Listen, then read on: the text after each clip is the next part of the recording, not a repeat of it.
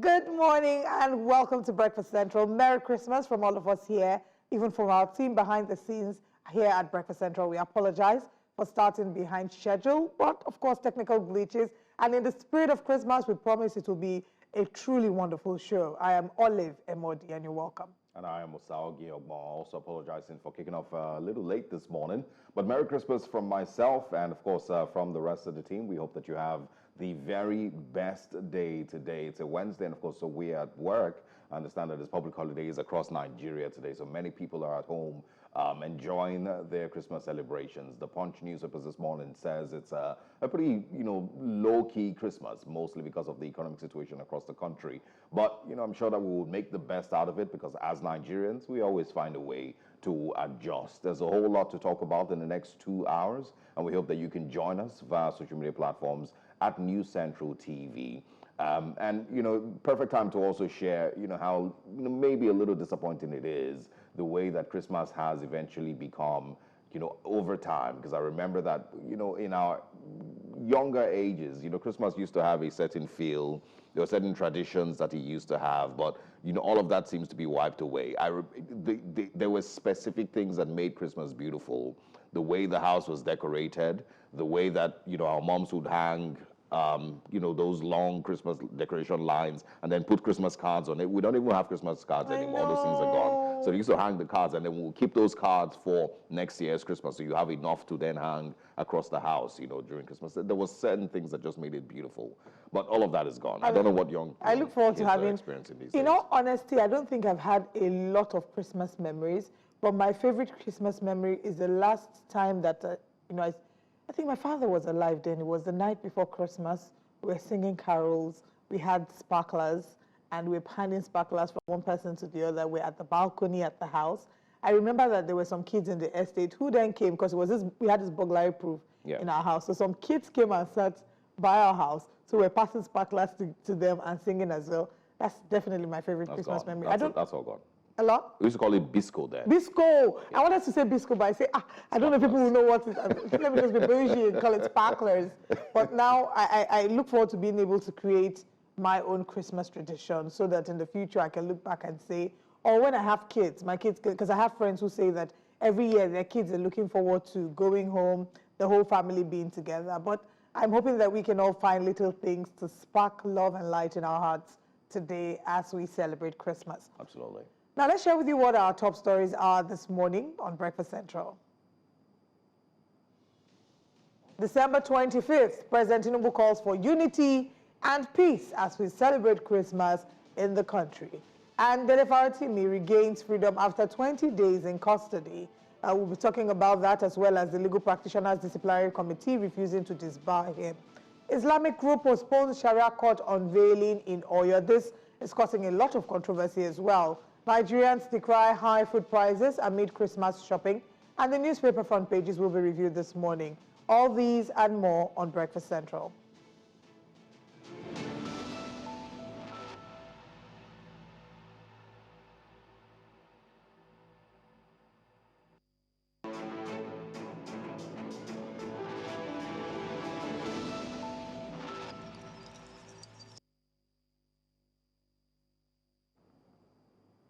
And now for breakfast headlines. As the nation celebrates Christmas, President Bola Ahmed Tinubu has sent heartfelt greetings to Christians in Nigeria and around the world.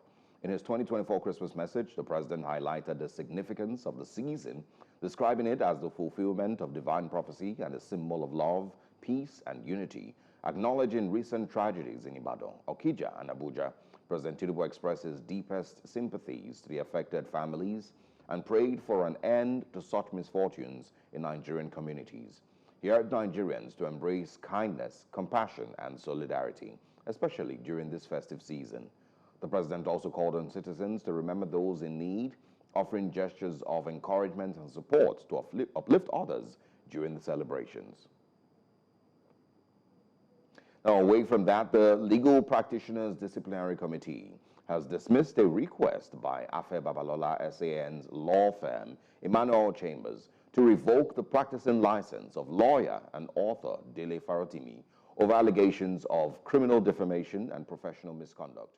Faratimi was summoned before the LPDC following a petition filed by Olafaro, a lawyer with Emmanuel Chambers. The petition alleged that Farotimi, in his book, Nigeria and its Criminal Justice System, made defamatory statements against the Supreme Court and the legal profession. However, in its report, the LPDC concluded that the alleged offenses were committed by Farotimi in his capacity as an author, not as a practicing lawyer. And now, the Federal High Court in Abuja has directed the Nigerian police to either arraign Olamide Thomas within 48 hours or release her unconditionally, declaring her prolonged detention a violation of her fundamental rights. Justice Abdullahi Liman issued the ruling on Monday following a lawsuit filed by Thomas against the Inspector General of Police, Kayode Egbetokun. Thomas, a vocal advocate for civil liberties, claimed that she was abducted by police in Lagos and transferred to Abuja under questionable circumstances. And now, away from that, the Nigerian Civil Aviation Authority has initiated enforcement action against 5 airlines, including 2 international and 3 domestic operators. They were sanctioned for various violations of Part 19 of the NCAA regulations, including non-payment of refunds within the stipulated time frame, non-responsiveness to the NCAA's directives, missing luggage, manhandled luggage, short-landed baggage, delayed and cancelled flights, amongst others. The Director of Public Affairs and Consumer Protection, NCAA, Michael Achimugu, disclosed this while speaking to journalists at the corporate headquarters of the authority in Abuja on Tuesday. And away from Nigeria, Mozambique's opposition leader, Venancio Mondlane, says the country's top court is legalizing fraud after it confirmed on Monday the ruling party's victory in a disputed October vote.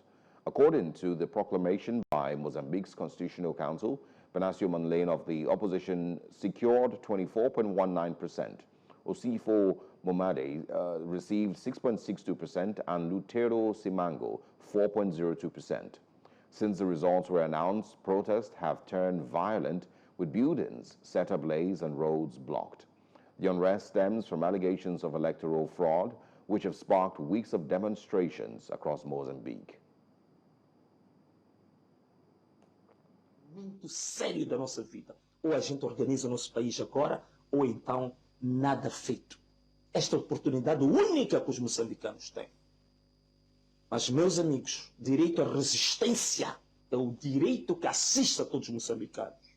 Artigo 80 da Constituição da República. Porque eles dizem que é legalidade. Querem agir na legalidade. Agir na legalidade matando o povo. Usando as forças de defesa e segurança para assassinar o povo. É legalidade.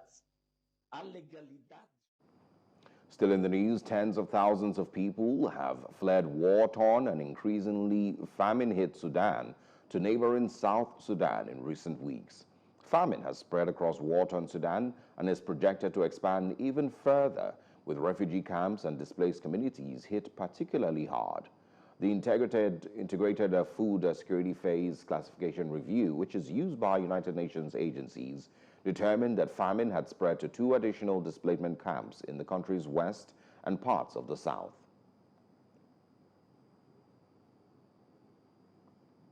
And that's all on Breakfast headlines. Let's now move back to Breakfast Central and bring you our top stories. I am Osaogi Ogbawa.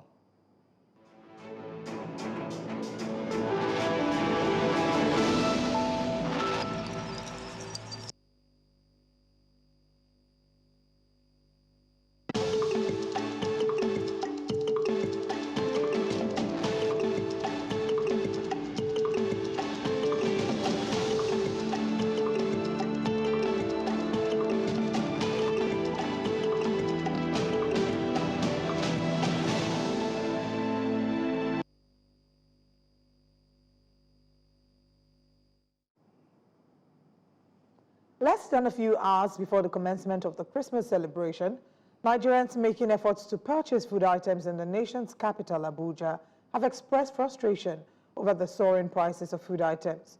News Central Television visited a market in Abuja where traders also expressed worry over the limited patronage of customers. Our correspondent, Idong Joseph, has more on the story.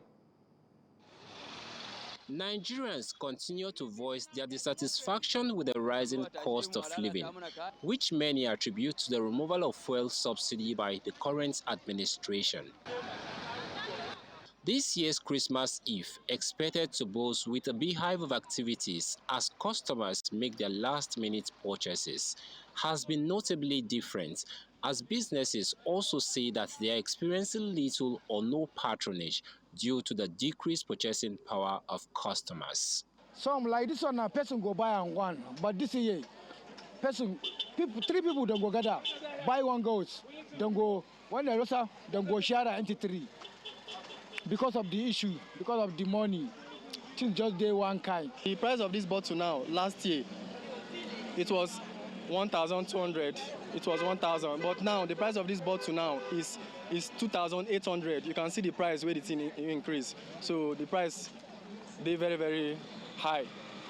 And also it affects all the prices of all the food stuff. Any Christmas, I will kill 10 goats, 10. Now this Christmas, I know you kill one. Some residents who ventured out to make their last-minute purchases also share their thoughts. Some of the fowl there is 36,000. Some of the, according to their sizes, some are 28,000, some are 25. That's the least one. Even now, I priced one there. They tell me 32,000. I did not answer anything. I even come to buy chicken. They say one chicken is 25,000, 30,000. So I can't even buy it. That's why I'm just looking for some things to just manage myself. While the current situation has dampened the festive atmosphere associated with Christmas, some traders and buyers are urging the government to intervene. I know all the problem we are facing is because of the fuel price. So if the fuel price can come down, I believe all these things will come down. Now the price of fuel from different places like Lagos, Port Harcourt, Enugu, if the price reduce, to be honest with you, it will make life more easier for people. The poverty is much in Nigeria. Please, if you people know what you can do for Nigeria, let you people do it. Despite these challenges, some of the customers say that they remain optimistic about celebrating the festivities. In Abuja for News Central, I am Idonk Joseph. This here is the reality of many Nigerians who are spending Christmas, complaining about the cost of goods and services. But we will keep tracking these stories as this is the reality of what is. We move on now to our next story. Human rights lawyer Dele Faratimi has been released from the Ekiti State prison facility. I'll be bringing you more details about that story shortly. Welcome back. Human rights lawyer Dele Faratimi has been released from the Ekiti State Correctional Center after fulfilling his bail conditions. Faratimi was granted bail with conditions including a 30 million naira bond and 2 sureties. Speaking to the press after his release, Faratimi maintained that he is innocent, stating that he has never intentionally lied about anyone or any institution, stating his commitment to seeking truth and justice. I need all of you to know is this. I am not unmindful of the sacrifices that you have made to be here today. May the grace of God find and locate you wherever you are. It is not ever an easy journey when you are fighting evil. Yes. But some years back, before I started this work, God told me very clearly, and I heard it very clearly. He says, once have I spoken. Once has he spoken, twice have I heard. He says, the truth is enough. It is the only weapon by which you can slay the monster called Nigeria. The truth, nothing else. In my public advocacy, in my fight and my wars against this evil empire that we all live in, I have never lied against anyone. Yeah. If I don't know, I'll say I don't know. Yes. Faratimi was arrested following allegations of defamation made by prominent lawyer Chief Afe Babalola SAN, who claimed that Faratimi made false statements about him in his book. The police also filed additional charges against Faratimi. In a related development, the Legal Practitioners Disciplinary Committee, LPDC, has rejected a request by Chief Afe Babalola's law firm Emmanuel Chambers, asking to revoke the law practicing license for Dele Faratimi over allegations of criminal defamation and professional misconduct. Now, joining us to discuss the recent developments in this case is the chief spokesman for the national coordinator, Obedient Movement, Dr. Eunice Atanko. Thank you very much. Good morning, and thanks for joining us. Thank you. Merry Christmas and Happy New Year in advance to everyone. Same to you. I think you were present yesterday. I'm not sure if it was you in the video, but I guess you were present yesterday when he was released. Tell us about, what does all of this mean to you? The 30 million naira bill, that he was granted, along with, 2 sureties. What does all of this mean to you in relation to the allegations against Dele Faratimi? Okay, quickly, let me make a correction. The Dele Faratimi did not address the press as was stated this morning by court. He was actually addressing and, appreciating members of the Obedient Movement who came far and wide to welcome him back into the fold for regaining his freedom. He did not address any press. It was just a short video of accepting and greeting everybody that came in from Lagos, Ibadan, Oyo, all of the southwestern states to really show love to him. He was, almost emotional in the way in which he saw a lot of people coming to him. That should be clearly stated. Then, because I was there. And then, secondly, to answer your question, quite honestly, we have always been asking for a fair trial with regard to a gentleman who saw the decay in our system and is alluding to some of the facts that he knows. And then he made those particular statements in a book. And with due honesty, yes, a lot of individuals, maybe in particular, Babalawo was mentioned in certain areas. But I don't really think such a stringent bail condition should have been accorded to him. It shows that there are other issues that Dele Faratimi has been alluding to has come to fore. But then, the way it is, that was the reason why His Excellency Peter Gregory Obi made sure that everything that is necessary to ensure the freedom of Dele Faratimi was made possible. And all of my presence and himself went to see Chief Abeba, who eventually also somebody who really believed in the cause of our candidate. And also, you see, we have a family issue within ourselves, but we need to resolve. But the truth about it is that when there are facts of issues within the family, that fact should be clearly stated and clear. So I can say that the stringent level of the bail conditions were almost made intentionally or in a way to deter Dele Faratimi from coming out. But then, all right, I want you, if I may interject quickly, you had spoken about visiting Chief Afaye Babalola. Can you shed a bit more light on that? Well, you see, His Excellency Peter Gregory, we believe that there are other means of which certain issues could be sorted out. So, in visiting him, His Excellency Peter Obi actually tried to draw his attention to some of these particular issues as regard to individuals being defamed or assumed to be defamed in a way, but being called names and all. Considering a person of his own standard as a person, these are something that's not really supposed to really bother him. So he was of the opinion that such situations should have been just easily been ignored so that not to draw attention. To be truthful to you, quite a number of Nigerians did not even know that Dele really wrote a book. But taking him to that particular level of challenging the book and all of you trying to defend individual personality and all, bring the book into a fold now that it has become a bestseller. So what you are trying to avoid in the first place is what has really eventually happened. And then the book now has become being sorted for an issue of probably historical issue that have happened, whether good or bad, has started coming to the public sphere, things that ought to have not even been discussed in the first place. So it's essential as a father and as a leader and somebody who is trying to make sure that you show empathy, try to say, look, let me do an alternative dispute resolution, which is normally even accepted by law, not by any means to beg or anything, no, but to clearly say that, look, let us look at this issue in a different way. And once we can settle it, then possibly Dele will have been out of the prison long before now. Do you think that that meeting, has borne any fruit?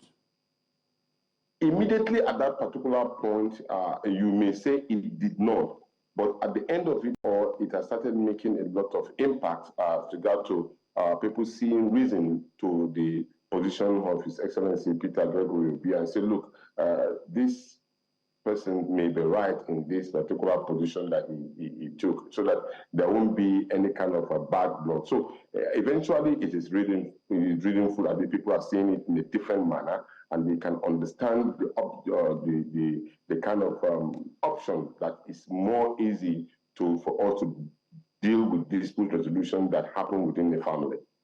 Well, we've seen that there had been moves to revoke his license, his practicing license. The Legal Practitioners Disciplinary Committee has, of course, turned that down, saying that he functioned in his capacity as an author, not as a lawyer. Share with us your thoughts on Afe Babalola's chambers making that move. And do you think that the outpouring or the criticism that they had gotten from Nigerians as a whole may have in a way impacted their actions? Well, I must confess, really, when you look at the old man, somebody who believes in philanthropic gesture and all, I may use the wrong word by saying that probably we have some overzealous individuals within his ranks who are really trying to fuel this. But if you are to leave the old man himself on his own when you discuss with him, I think he wouldn't have gone this particular route to say, okay, we want to withdraw the license. To what gain would that add to him? So, and that, of course, draw the negative criticisms that you are seeing cut across. So, but for the old man, believe me, I've at least had a contact with him, and his humane nature wouldn't have even wanted to really go that particular route. So it is actually wrong for anybody. You see, sometimes there's this particular saying in the Hausa language. You say, "Ba mungum sarki chemugum papadi," meaning that sometimes you don't really have a bad king, but you have passed the bad disciples around you. So I think inwardly, the woman could have done something different if he been left alone as a person. Okay. I also want to talk about, many people have criticized, since this case started, one of the things that, I've seen people point out is that the exact thing which Dele Farotimi wrote in his book is what is seemingly playing out here.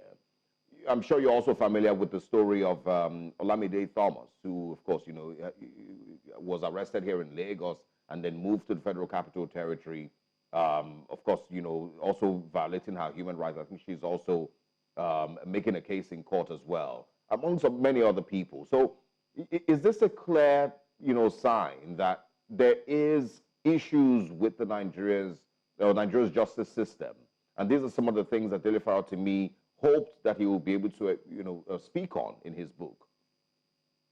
I must confess, that book or those statements that was made by Dele Farotimi has really brought out a lot of issues within the Nigerian judicial system. There's no doubt about it. And even some of the judges and some of the lawyers also know a lot about this particular decay in the system. This is not issues that were being stated by only Dele Farotimi. Dele Farotimi only encapsulated some of the issues that are being raised by even judges themselves. Judges made this particular, remember some of these particular judges, some of the lawyers who are retiring, all of this in the public space. These are things that we all know. So now, whether the judicial system is trying to cleanse himself, just like any of our, what would I call it, establishments, majority of our establishments have wrongdoing. The processes of how you deal with the issues of road construction, the issue of health facilities, the issue of security, the issue of our judicial system, the issue of our electoral system. Virtually all of these particular agencies have serious issues under them. There's no doubt about it. So, and everybody knows about it. So, but Dele's statement has helped to kind of arouse the subconscious mind of both those who are alleged and those who are alleging. So for every Nigerian, let me give you an example. While we were coming out from the prison, we drove together with him, and then we're sharing a small experience, which I know probably will be the next thing that will come out of his book when he's writing another new book, because there's a lot of experience that he has within that particular prison yard. Can you imagine when somebody has been arrested for stealing a chicken, or somebody arrested for stealing a cup or corn in a village market, and some of these particular persons are still in the jail, and they are being charged or being jailed for 9 years, 4 years, 6 years, as the case may be, for something as little, well, you may call it, yes, as little as a chicken, and as a wrap, pap, or probably corn, and they are there. I saw with my 2 eyes somebody who almost got blind because there was a communal issue that he has to go into one strand or the other, and the guy has gone blind. And now you keep on wondering, what will have happened to those people who have been stealing Nigerian resources to a point of stupor, and yet none of them have been really jailed to that particular level of that is commensurate to kind of pain and pang that they've added to the Nigerian people who they were supposed to be, those particular money was supposed to be in trust to them. So you see, these particular kinds of adjudication on matter give a lot of question to individuals. Or when you talk about even our electoral laws, when somebody who did not even contest a primary election, yet he became a senator, and the end of it all becomes the Senate president. And these are things that really knock off your head, or some of them becoming governors. And you ask Nigerians who will go to the polling unit and vote for for a particular person of their choice, and yet their election result is being turned upside down. These are things that agitate the minds of the Nigerian people. It is completely wrong. So I am of the strong opinion, while I believe there are judges and there are lawyers who are saying, who are intending to give Nigeria a good name, there are also those who have already engaged into serious ethical issues that has to do with their jobs. And those are the things that really affecting them. So we need to cleanse our systems, be it in the judiciary, be it in, of course, in any of the agency, like I said, Ministry of Works, talking about roads, talking about health, talking about security. There are people who have been openly been accused of misuse of resources meant for our roads. And these particular roads end up killing people, including their own siblings and their own brothers and sisters. And yet, some of these people goes home free whenever they have been arrested. We've seen these cases everywhere. So it is not about Dele in particular. It's about all of us. There's a need for a revolutionary change in the attitude and the way in which everybody deal with the issues of position of power that's been given to he or she. And it's a serious matter. It's a serious matter, very serious. Yeah. And so, you know, what do you think happens next? He's been granted bail. He still will have his day in court to defend, of course, you know, himself against the charges brought against him. How do you expect that it plays out going forward? And is, you know, Peter Obi's, you know, presence going to once again be sought? Well, His Excellency Peter Obi will not stop in trying to look at the alternative dispute resolution, this particular matter. He will definitely not stop. And I think we have a date in court on the 20th of February, if I'm not mistaken. And then before that, there will be all kinds of reach out and the discussions on how to get this particular matter. Those who feel hot will be reached out to say, look, let us be sincere to ourselves, look at options and all, and then look, these are things that we will do, but of course at the same time, we will follow the rules and regulations and the processes of the court to ensure that the right thing is done. And then I just wanted to say this. I met a Dele who was extremely humane, and not that only thing, he practiced what he said. When he said that I don't lie, right in front of me, he took my phone, and then he was trying to really get to go by sending a message. And then you know, say, I don't even know how to use this particular phone. You know, some people who will have thought that I'm intellectually endowed. How could I say that I don't know how to use a particular phone? These are practical examples of what he's trying to say. And at the end of it, or before he left that particular prison, he shared everything he had. He had about 130,000 naira, as he said, and then he shared it to all of the inmates. These are the kind of thing we ought to be doing to each other in the situation we find ourselves. So practically, Dele shows his humane nature. He's shown his dexterity as regard to request for us to have an egalitarian society. Not only that, he also believes in a Nigeria that works for everybody. So in where you are or what you come from. And then he said one thing that really struck me. We need to find a way of managing each other, because everybody that you see in this world is wired differently. It's wired differently, he acts differently, but your ability to associate and to think about how he feels, how you feel, also showcase your kind of person as a human being. So in this particular way of thinking, I think we have people in this country that really understand the dynamics and then needing for an urgent reform in all of our agencies for the betterment of the Nigerian people, and especially for the Nigerian people who are suffering so badly. All right. I think my final question, as quickly as you can, would be, your thoughts about how this might impact those who have been referred to as activists and the ability to speak up in the coming months, years. This Dele Faratimi case, how do you think it will impact them? How do I think what?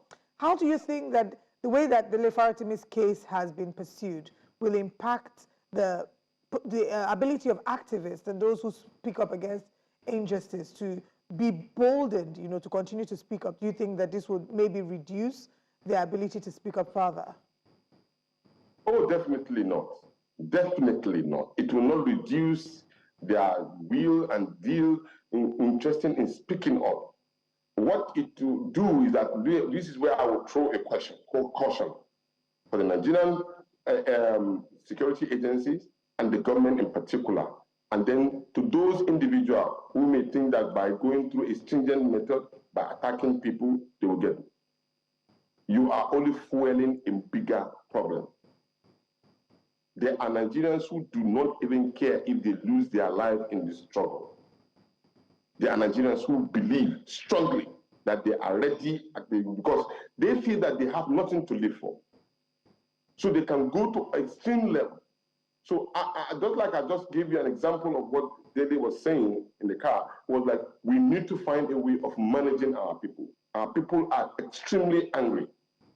In fact, they look at you in the eye when you're not doing what you're supposed to do, they will challenge you. Remember this particular word, no grief for anybody. No grief for any. It came out of frustration. So probably thinking that this kind of thing that people are doing and government is doing, arresting somebody because you mentioned the son of somebody who is in position of power, so you go and gag that person and arrest that particular. Why don't you look in the mirror? Have I done the right thing to this particular person in the first place before? Because many people, they are not mad, they are not crazy for them to act in a certain way. Something must have been done wrongly to them. We have a case where a girl was arrested in Sokoto for just mentioning some issues about the wife of the governor. We have another lady who has already been arrested. She's in Abuja, already in the prison, being arrested for making references to it. But where have you ever think that, have I really looked at myself and say, look, what did I do wrong to this particular person for him to go to this particular level? Don't forget, all of us are Nigerians, and we are all human beings. So the idea of you trying to see whether you can subdue individuals because you are in a position of power, it only stands for a period of time. And anything can change at any time.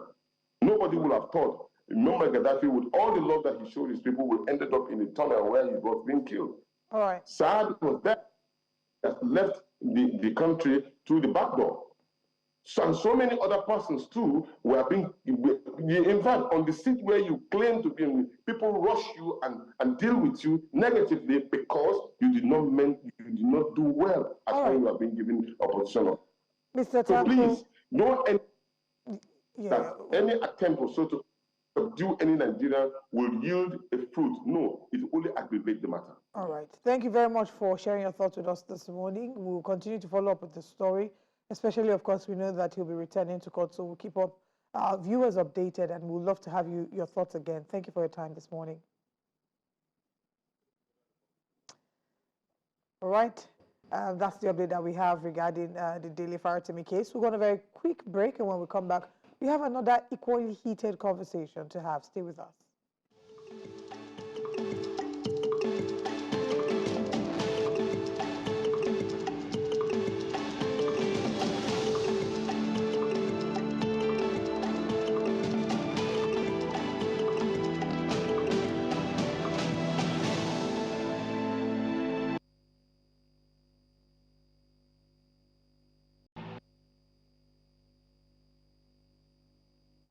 Welcome back. The inauguration of a Sharia court in Oyo town, initially set for January 11th, 2025, has been suspended indefinitely.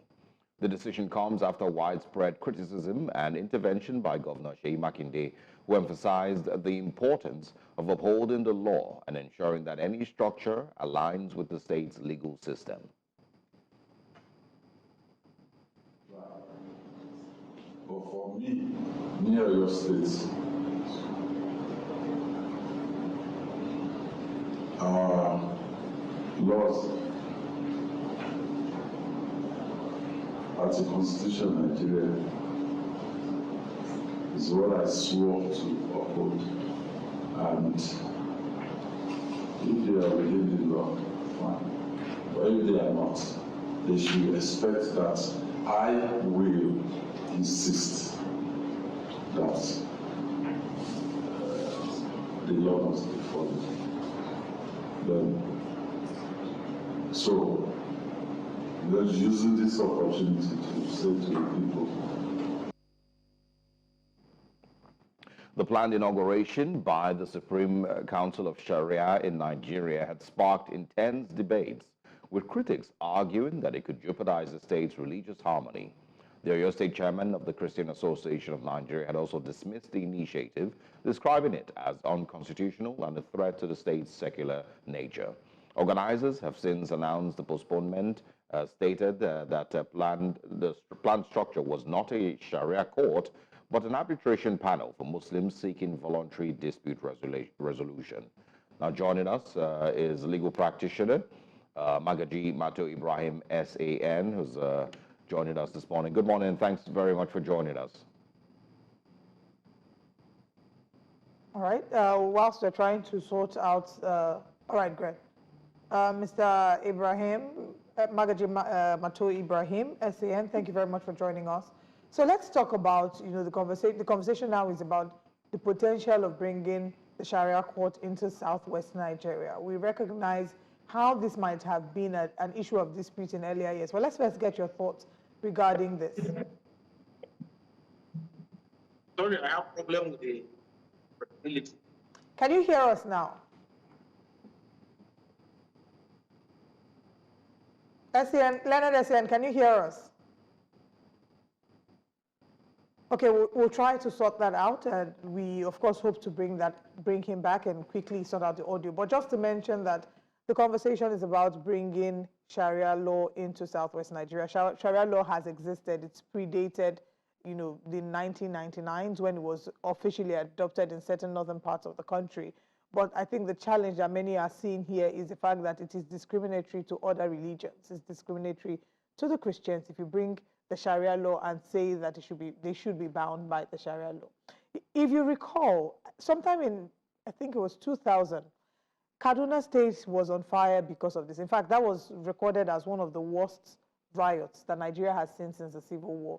The numbers as to how many people died or how many people lost their lives there have been issues of disparity between these numbers because of Sharia law. A number of northern states had signed up to adopt the Sharia law into their legal system. Kaduna State decided to do the same, and they said, no, you can't do that.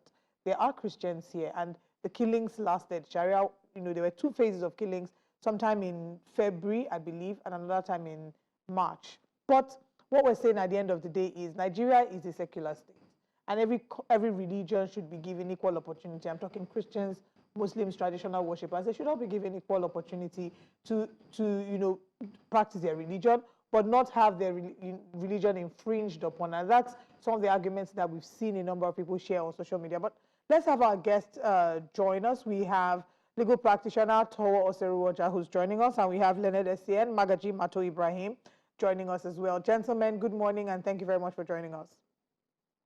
Good to have you. Good to have me here. All right. I think I'll begin with the Leonard Essien as to your thoughts regarding the possibility of making the Sharia law, bringing the Sharia law into southwest Nigeria. What are your thoughts on that?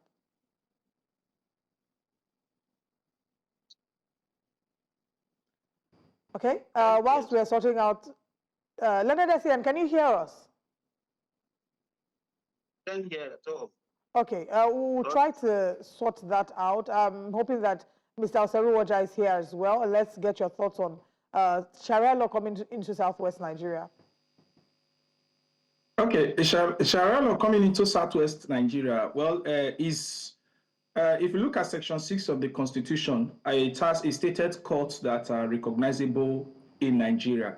And any other court that can be made recognizable is as a result of the act or the law of the State House of Assembly. It's not an issue of individual, but it's an issue of law. Do the Oyo State, for example now, or the State House of Assembly in Oyo State, sorry, the House of Assembly in the southwest, in the western Nigeria, did they bring a law for the creation of Sharia courts in those states? If the answer is no, then any person or individual who tend to institute such and who tend to bring up such an institution goes contrary to any no law. So it must be an act, or not even an act in these circumstances, a law from the State House of Assembly, and it must pass through the process of lawmaking. So it's not something an individual or group of individuals can come up with. Yeah, but I mean, first of all, I think you should probably also speak on the argument. They're saying that it's not a Sharia court, but an arbitration panel for Muslims seeking voluntary dispute resolution. What is the difference here? Well, the issue is that anything that has to do with adjudication or reconciliation, or anything that has to do with dispute settlement between an individual must be done in line with laid down laws. They understand? And when they said it's not a Sharia court, it's for arbitration or whatever it is, the question is that under which law are they bringing it to? We are not underestimating peer groups coming together for the purpose of resolving issue within themselves. That is not an issue. But when it becomes a system that subjects a larger population or identify a larger population of a community or of a society, then it must go in line. Even if you look at the reconciliation panel, they work with the Arbitration and Reconciliation Law or Act of Nigeria. So it's not just you coming together to say, okay, well, we are bringing it. Churches or mosques or religious body, they have a way of reconciling or settling disputes. We are not disputing that. But when it comes to the public domain or throwing it to the public or making it known as a laid down procedure or a laid down process for a particular set of people, the law must come in then. Okay, so now that you've explained, that they would need to follow the law to establish an arbitration tribunal or to establish a court, should they persist and go ahead? What would be the next option? No, the next option is, first of all, they are going contrary to law. And basically, I think when a law is not properly followed, the anarchy is set to let loose. So obviously, those people or individuals will be treated as a threat. And we should not take this lightly, because anybody can still come out today and say they want to establish Shango court or Amadioha court, or let me use the word Oni court and every other court they want to do. But you should know that we have a conventional way, and those people who are promoting such an act, or people who intend to carry out such a process, let me just advise them. They have representative in the State House of Assembly. They should channel they should channel their process or they should channel their desire to the House of Assembly, he can sponsor a bill, or they can co-sponsor a bill for the establishment of a law court, of a Sharia court. Remember, Sharia court is recognizable in the Constitution. Sharia court is, I think, if you look at the Sharia Court of Appeal, is one of the court of record that which Nigeria, the National Judicial Council regulate also, and appointment of those people are followed by what laid down laws in those states, be monitored and also be made. The process is made by the Nigeria National Judicial Commission. So they should follow those process, follow the law, make it an establishment, and those things takes time. It takes acceptability, and I believe nobody will go against them if they follow the due process of the law. But if they want to go contrary to the law, obviously the law will take its course, because you cannot in any way, a court is an institution that form part of democracy and form part of government. An individual cannot take it upon himself to want to bring out an institution that is controlled, or that ought to be the third arm or second arm of government, to be his own to be in his own parlor. No country will allow such, and neither will a state fold his hand and allow such a thing to happen. Well, the conversation started this way, I believe, during the Obasanjo administration, and then slowly we started to see states adopt Sharia law. It started with Zamfara, I believe. Currently, there's about 12 states, that currently have, Sharia laws in their states, and I'm guessing, these are how the conversations start. And then maybe they go through the legal process like you've mentioned. Or your state has a sizable Muslim community. What do you expect to happen next? Governor Seyi Makinde doesn't seem, too keen on this. He's decided to stick with the laws that govern your state. But what do you, see happening next? Are these conversations going to continue? Do you expect that it would go through the National Assembly and maybe, they would get, approval from the National Assembly? Well, when it comes to Sharia courts of a state, the National Assembly has no role to play in that. The State House of Assembly, I beg your pardon. Yeah, the State House of Assembly. Yeah. Well, if it comes to when they follow the due process of the law, and remember, let's not shy away of the fact that the Sharia court we are talking about is only restricted to the Muslim, except any other religion like a Christian or a traditional worshipper submits his or herself to the jurisdiction of the Sharia court. So it affects nobody in the society, and it intends not to infringe on the right of any other individual who is not a Muslim. So if you follow the due process of the law and they have the total majority, nothing stops such a court to be established. Remember, it ought to be an institution of the law. Then two, if the governor, politicians changes, because one thing about politicians is they follow the voice of the majority, particularly when they are approaching the electionary process, or those who are ambitious. And you won't underestimate the fact that at this point in time, for Makinde, who is also having the body language of contesting for the office of the president, he will be a bit diplomatic, because he needs both the support of all aspects of life to achieve such his ambition. So I think politics may play, but the other thing again is that if the process is followed holistically, Governor Makinde as an individual is subjected to the voice of the majority. But if the process did not follow the true process, if the process did not follow if the process is not followed appropriately, then obviously he will be vindicated. And when I look at his body language and look at his statement, he is of the view, and I believe he should be of the view, that the right thing ought to be done. So let's see what happens. And let me still tell you some certain things. It's not also all the Muslims that are willing or they wish to submit to the Sharia court, because you see them coming to the conventional court, and you see them sorting their grievances in non-conventional courts. Okay, thank you very much for specifying that, because we've seen certain Muslims as well saying, I'm Muslim, but I do not support the establishment of Sharia law in Oyo State. So there have been mixed reactions to this. We can all agree that Sharia law dated, it's not a new thing. It's existed before pre-colonial era. However, I spoke about earlier the violence in 2000 that was caused in Kaduna because they were trying to ensure that, you know, the Sharia law became the official law by which the citizens in Kaduna State were bound, but the Christians protested. Do you worry that that might be something that we might end up experiencing again in 2024 or 2025, as the case may be? And how do we ensure that we do not degenerate into that kind of bloody situation? It was referred to as the worst outbreak or worst violent outbreak after the Civil War. Well, you know, one thing I'll tell you for, if you want to cheat Africa, and particularly if you want to cheat Nigeria, you just bring in religion. And religion has a way of taking away our cognitive, taking away our reasoning state, and putting us into a state of, how will I put it now, a state whereby people tend to question our thinking capacity.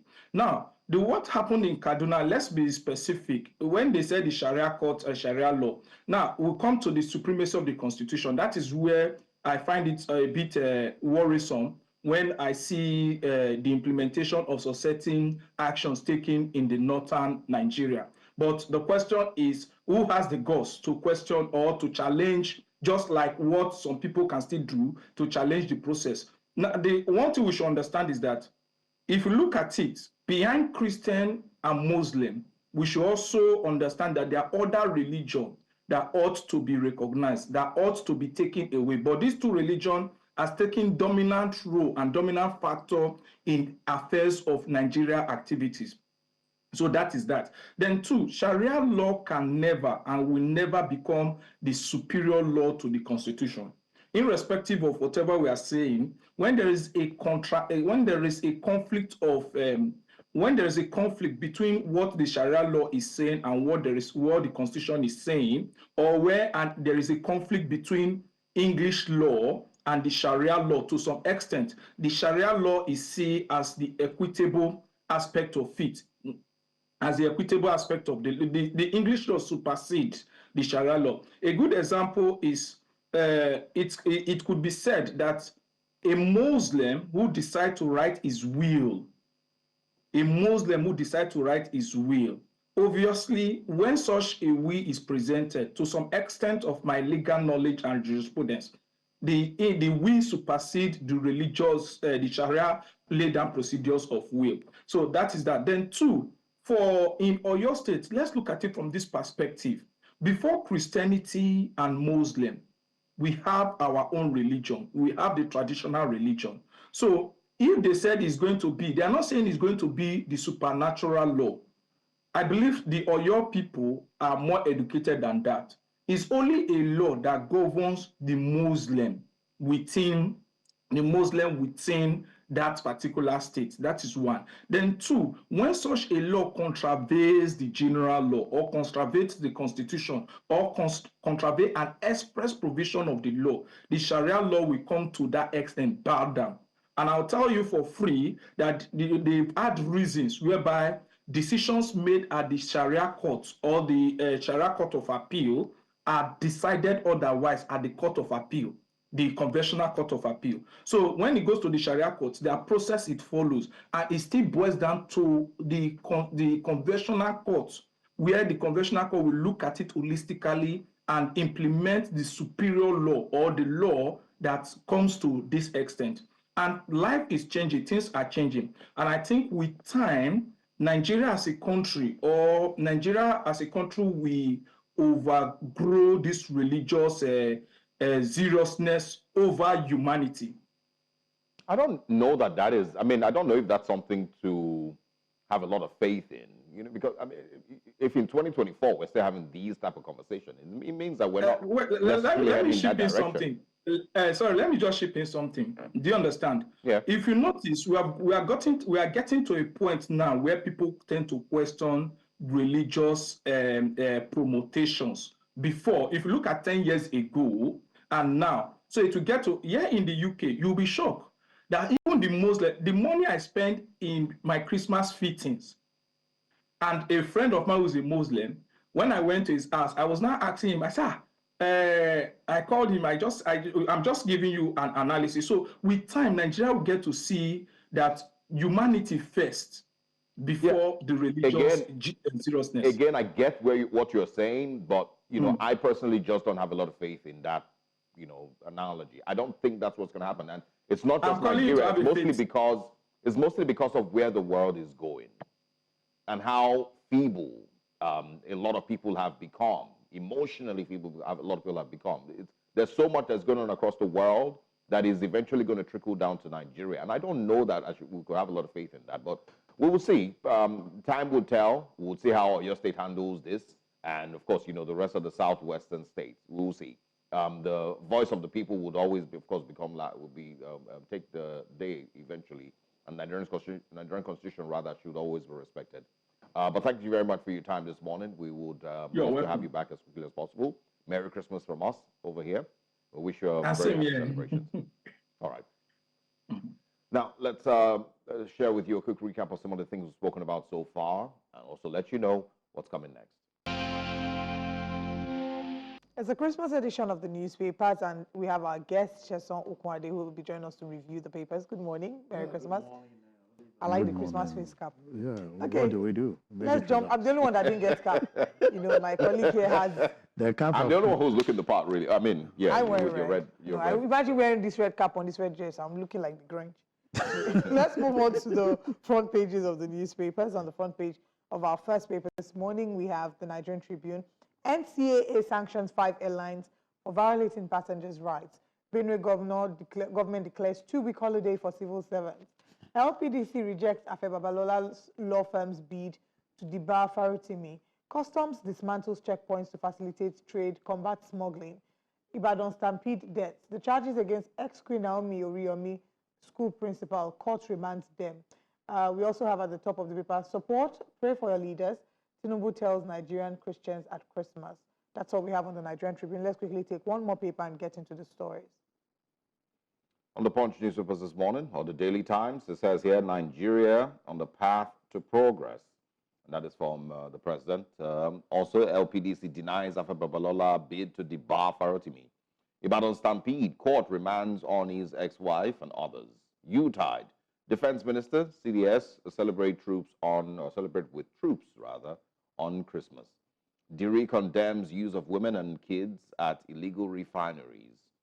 And we can also find, I think those are the major stories. Black Christmas, 15 killed in fresh plateau attack, less 24 hours to Christmas Eve. Very, very painful. Those are the major stories on the Daily Times newspapers. Can we squeeze in one more newspaper and see if we can find any other thing of relevance? All right. Okay. I think we should actually start with this one and talking about the path to progress. President Tinubu says that Nigeria is on the path to progress. Do you agree? I don't know the perception the president is coming from, but from the statement is a path. That means we are about to embark on a journey to progress with all the reforms and some of the things that they are putting together. I have this to say that people are really not having it fun for this Xmas, for this Christmas period, because a lot of things are just on the other side. And when you put employers of labor, I doubt if anybody increased salary in this year, 2024. So it's made it a bit tight. Even the government themselves, the 70,000 minimum wage. I'm sure you know a lot of state governors have posted the majority of their staff to collect that in January. So I imagine the kind of Christmas we want to have, but we believe that we are alive and the prospect for future is there. We await a lot of things that will happen. I've read through some of the things we have in the budget. I'm very much hopeful and look forward for a great miracle, because I saw in there that we intend to crash inflation from the current state where it is to about 15%. And looking at every economic indices that we have currently, I'm just looking at the miracle to do, but I believe it's very much positive and very much possible.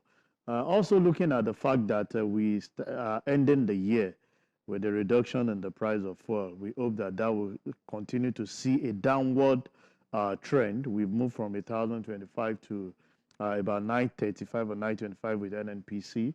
Maybe as we launch into the new year, we'll be talking about 800. So that by the time we'll be ending the first quarter, as part of the path to progress, we'll be buying fuel for around maybe 500, and we can see the impact of that on what will happen. So it's a word from Mr. President, who is the leader of the country, and we believe greatly that they will follow through to start seeing some of the dividends of the things that they've promised. Yeah.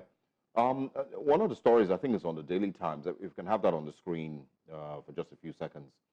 I found it pretty interesting. I hope that we can also speak about what's going on in Oyo State as well. But yes, let's have you speak on the LPDC denying Babalola the bid to debar Dele Farotimi. Yeah, well, I'm sure, you know, this issue between Farotimi and Afe Balola is between two legal icons, if you permit me to use that word, because even Farotimi is not small in his own context.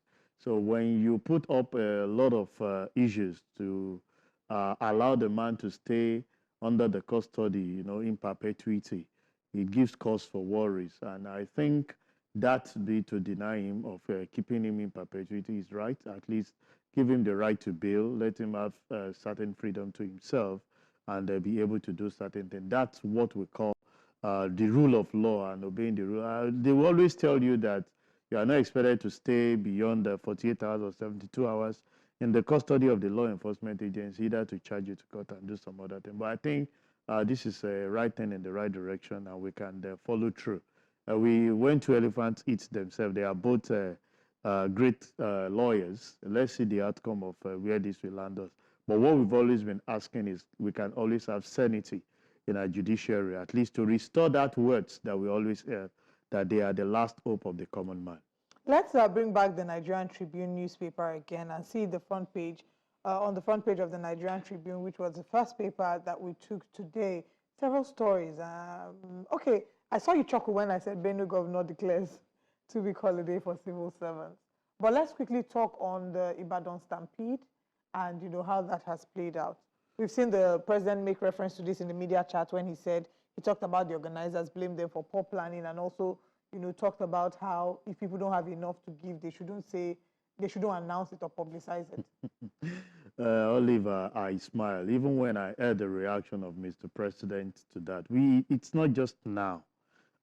People have been organizing sharing gifts during Yuletide period like this. But I can tell you that it's worst off at this particular time. You don't expect to meet the needs of everybody in a particular location, as the government themselves have refused to meet the yearning of every citizen of this country. The people that carried out this did this in that aspect of giving back to the community. And I'm sure they must have a kind of projection of what they feel they will be able to do, carry out their survey.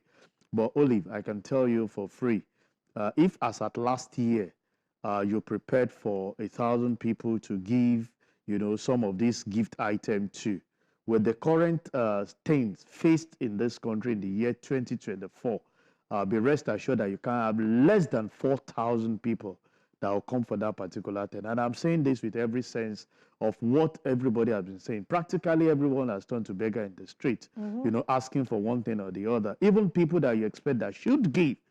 So when you say that people that wants to give, I was smiling when some religious organizations were actually planning that on Sunday they are going to have hosts to give to the people. And I said, I hope they get the approval, because the fact remains that if as at last year, you shared 100 bags of rice to, let's say, 500 people, if you increase that into 200 bags of rice this year, it will not cater for the number of people that will come, because a lot of people have actually moved downward the table that they've resorted into, you know, asking and begging. I was making a joke with somebody before I came into the studio, and it's like, do you have people organizing end of the year party? It's the I and B that are actually carrying out that. So for me to say the organizers have not actually put proper organization in place, permit me to say that that's really not correct. It's just to tell us the level at which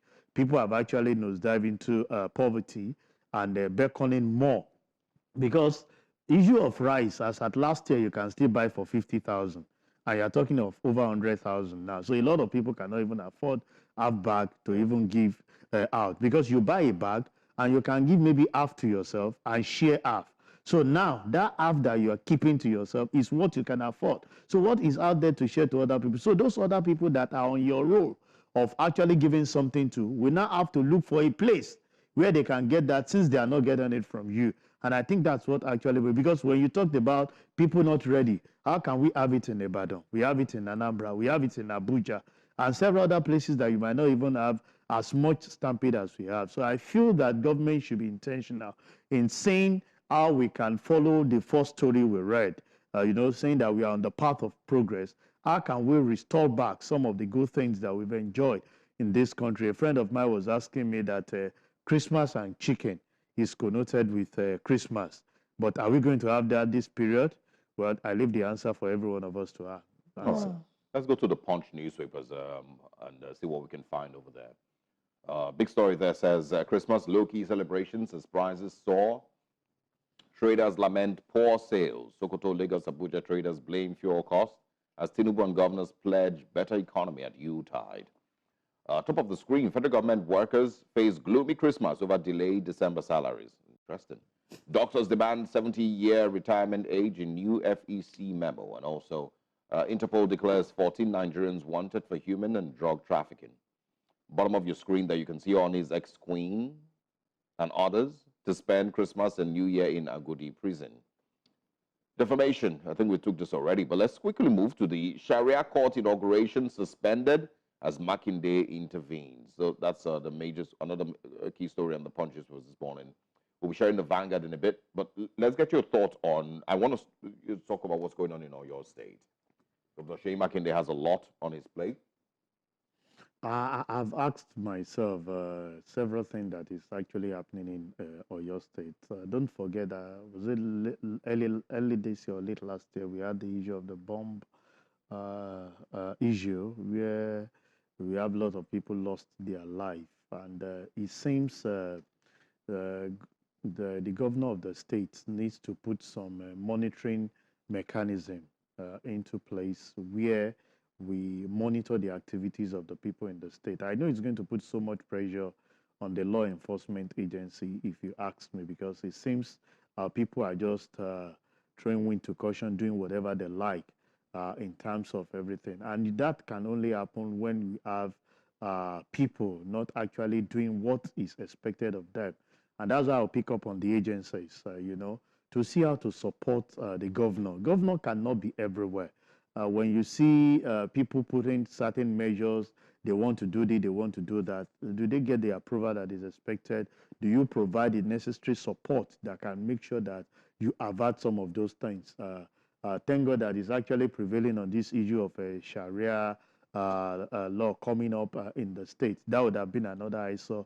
Before you know it now, it becomes a religious issue where people start killing themselves here and there. So I feel the governor needs to put his lieutenant on their toes to actually monitor activities. One thing I know about the state is that it's big, but I believe they have commensurate set of people to monitor the activities there so that they can ease the burden of the governor. Uneasy lies the head that wears the crown.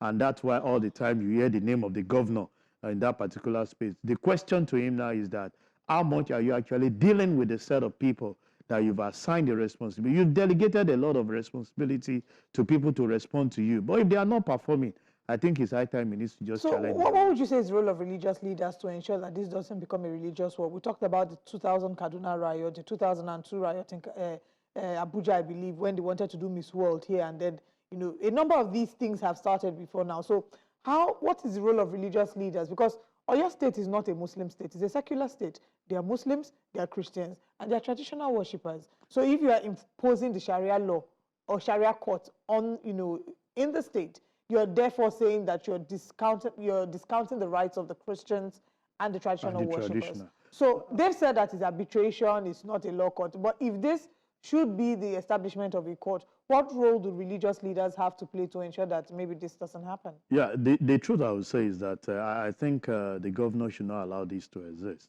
I gave kudos to him the last time because I know they celebrated, I think it's in August, the traditional rights of some of these people. So it's not about Christian, Muslim alone. The traditional people too have a cause to actually do that. It's a situation where, you see, the way this thing starts is just giving a step. They will tell you it's not a court, it's not anything. When they start from there, they start penetrating, and it becomes something that they will tell you that no, but this was actually passed. And so the governor must put every eye to some of these things. You see, the easiest way to destabilize a state is through religion, is through ethnic issue. And if you allow that to go through, it will become a problem. Oyo State, like you said, is a secular state, just like every other state. We don't know it to be predominantly more of that Muslim. So you don't allow that to even pass through in a state, not even in a local government where you are predominantly maybe Christian or Muslim, because there is, we are interwoven, if you ask me, in terms of religion for some of these states. And people that go ahead to perpetrate this, I ask myself the question, what do you stand to gain? Practice your religion and give room to every other people to always have their right in all the things for they some do. balance, right? You know, they've stated, and just like they've always said, you know, this is not necessarily, or planned to infringe on the rights, the religious rights of other. Osage, we said that at the beginning. It's a law that is supposedly meant to govern, Muslims and those who, of course, subscribe to the Sharia law. That's, always the way that it is stated. But, what are the major concerns that, you have, or in any other, because I've also seen, a lot of pushback from Muslims as well on social media who say that, yes, they might be Muslims, but they don't want the Sharia law in Oyo State or in the Southwest. As far as I'm concerned, we have a law that is governing us in this country. We have the Constitution that is directing the affairs of everything that we're doing, irrespective of whether you're a Christian, you're a Muslim, you're a traditionalist. And I think we should adhere to that, because when you start with a step, before you know it, a lot of people will lash onto it and start exploring it to actually. Remember when I think we started with, was it Zamfara that started this idea of Sharia law? And where is it today? I don't think that is actually being practiced the way that former governor actually entrenched that in that state. As far as I'm concerned, we have a law in the country that oversees the affairs of every citizen at the federal level, at the state level, at the local level, and we should adhere to that. This issue of religious correlation should be, minimized to the barest minimum. Face the law of the state and let that do justice to whatever you're doing. Because now somebody might claim to be a Muslim. Tomorrow he might get converted to be a Christian. You might be a Christian today and get converted to the other. So when you have, so imagine when Muslims have their own Sharia law, you are coming out with Christian bringing out their law. The traditionalists are having their own law. What becomes the face of people that are not even practicing any of these particular religion? Does that mean that if they actually do something in an area where predominantly, because what the law speaks to now is that before you know it, they will say it's for Muslim. The next thing will be that it's for a law that is covering a particular area, and you are expected to obey the law of the land, and they will start quoting those laws to you. So as far as I'm concerned, let's adhere to the law that we have in the country and minimize all this religious law and all other ones that actually created division among us as a country. All right, Sheson Kwade, thank you so much for sharing your thoughts with us regarding some of the stories on the papers this morning. The next time we'll see you, it will probably be in 2020, 2025? No, maybe we'll see you one more time before the year runs out. Are you sure? It seems like it. But thank you so much. Enjoy the rest of your It's Christmas. always a pleasure to have a quality time with you, Oliver and Ogie. It's always a pleasure to have you here as well. All right, we'll still continue to talk more about the stories, that have made the headlines, and we, beyond our show, would follow up with these stories in subsequent shows. But now we're going to break and share with you which way Nigeria. Of course, I'm sure that you have been following up with the Monologue, one of our favorite segments here. So let's take a look at that now. Mr. President's story about his dear friend who moved from having 5 Rolls-Royce to now driving a Honda has become one of the highlights of his very first media chat. Now, I'll start first of all by saying that if you interpreted that story to mean that people are no longer stealing from Nigeria, do not be deceived. If there were people stealing heavily from Nigeria before, that has not changed. And now, Mr. President tried to use that story of his dear friend to maybe tell Nigerians how people are now managing themselves as a result of extremely increased cost of living. But what part of that is worth celebrating? The problem here is that a government came into office and its policies have been so chaotic that those people who have worked hard to attain that level of comfort have now seen it all almost wiped away. And so if a person who was that comfortable with Rolls-Royce vehicles has now been cut down to managing his Honda Accord, imagine what has happened to the university lecturer. Imagine what that lecturer has had to do.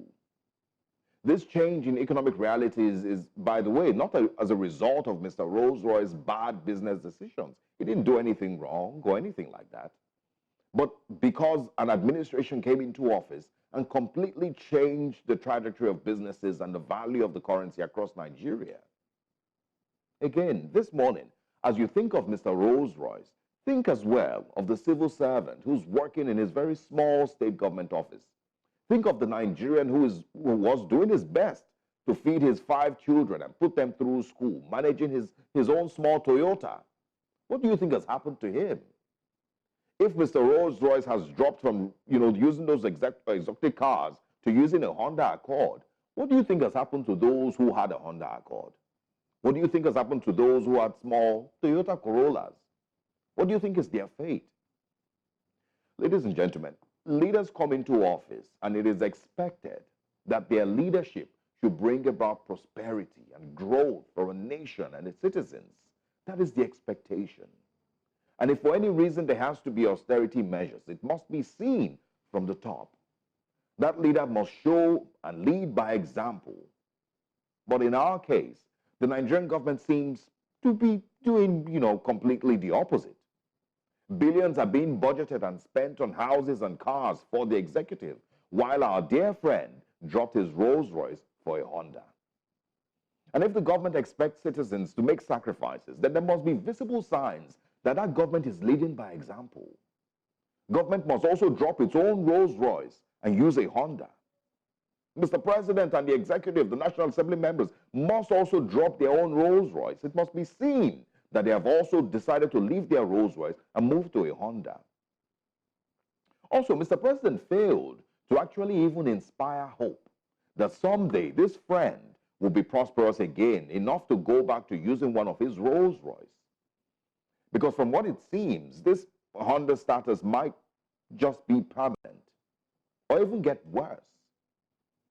He may start, to leave his Honda now and start entering downfall. And so to Mr. President, is the Honda adjustment permanent? And how can you convince Nigerians that this Honda, situation is not going to be the norm? Again, as you think about Mr. Rolls-Royce, think about the retiree who has seen the cost of his medication go from 3,000 naira a month to about 25,000 naira a month.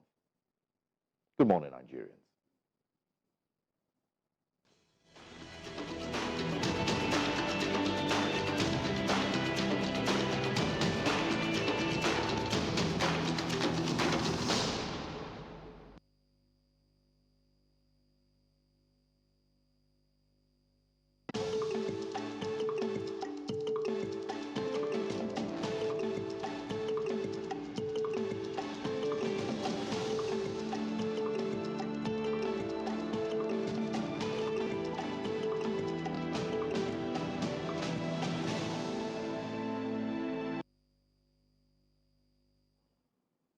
Welcome again. Now, the Christmas season, which is often associated with joy and festive cheer, can be a very difficult time for many, particularly those without the comfort of family nearby. For singles, divorced or widowed individuals, the rise of family-themed Christmas photo shoots can heighten feelings of loneliness. Now, our very own Olive Emodi, the my co-host on Breakfast Central, and the founder of the Olive's Singles Network, welcomed 24 single women to a festive pajamas-themed party and photo shoot on Monday, the 16th of December, 2024. Now, this year's gathering, rather, was a heartfelt reminder that Christmas is about more than just family. It's about creating connections, spreading joy, and celebrating life, no matter where you are and no matter your relationship status. Now, let's take a look. Singles can't have the time of their lives. Well, the third edition of Olive Singles PJ's Party proves that being single is such a vibe. It's all about good vibes, cozy pajamas, and unforgettable memories as journalists, event hosts, and News Central TV's very own Olive Modi through the ultimate festive bash. From exciting karaoke games to TikTok dance challenges that had everyone on their toes, to heartwarming emotional moments that reminded us all of the beauty of connection and friendship. And talk about a feast, with plenty of delicious food and drinks flowing. No one was left hungry or thirsty. The party hit a high note with a special guest appearance by Johnny Drill, who serenaded the crowd with soulful melodies, making the night even more magical. The energy was electric, the entertainment unmatched, and let's not even get started on those killer dance moves. I'm so proud of Olive. I'm so happy that she can organize something like this single-handedly and with some good friends. I feel super excited.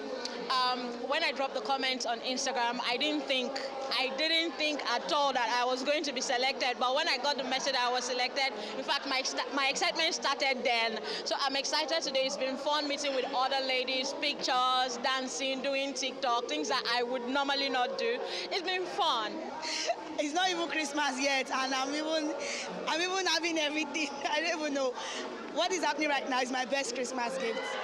I feel really good. Like, this has been a really good day for me because I've had quite a year, and I think that in the last few months, this has been my happiest, so I'm really happy about this. I am so proud of Olive. Olive, I don't know if I'm looking at the camera, am I looking at it? Olive, I'm so proud of you. There were a lot of ups and downs getting this to the point it is at today, and the fact that she's been so resilient, she didn't give up, and she's pulled it off so beautifully. What can I say? I'm so proud of Olive, and it's a beautiful event. You need to look at this place. It's gorgeous. Well, I think I first heard of this event last year. Don't mind Olive, she didn't tell me she was doing it. I just saw there was a Christmas pajamas party somewhere that Olive organized. Anyways, yeah, so it was last year I heard about it, and she did explain the concept to me, and I think it's very amazing. It's very thoughtful. And big shout out to Olive for making this happen, for putting this together. I had so much fun today. It's very amazing energy, very amazing crowd, and very blessed to be here. See how excited all these women are. I mean, that's about how excited I am as well.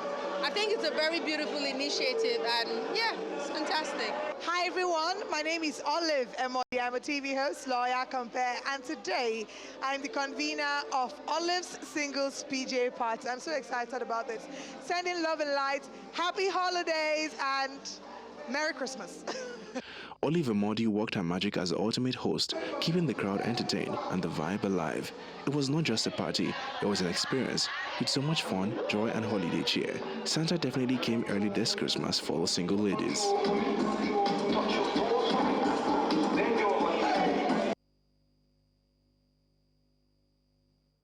And that was, of course, Olive's Singles PJ Party. Congratulations to her.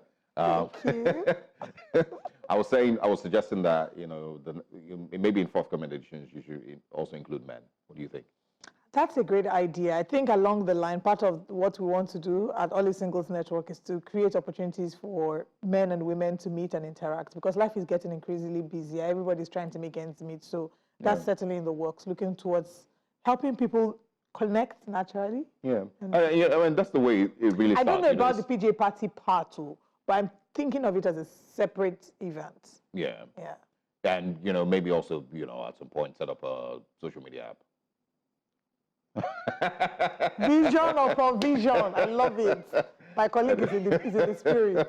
Yeah, that's the way it starts, because when the story is going to be told, maybe, 15 years from now or less, it's going to start with, I just thought of this idea in 2023, and, next thing, I did a second edition, 2022 rather. Yeah, I did a second edition, did the third edition, and then, next thing, the community started growing.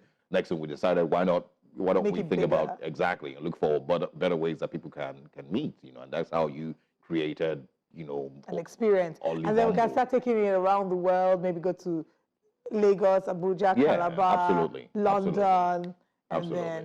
and then That's just sharing ideas. Thank Anyway, you. I love it.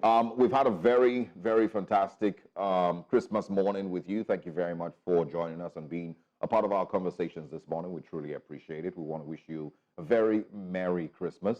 We hope that today brings joy, happiness, fulfillment, and celebration of love, and the love that comes from God and the birth of Jesus. It's goodbye from me, and we'll be back here again tomorrow morning. I am Osaugi Ogbawa. And I'm glad that you mentioned it. At the end of the day, Christmas is great for rice, chicken, and all the festivities, but ultimately, Jesus is the reason for the season. I am Olive Emodi. We'll see you tomorrow.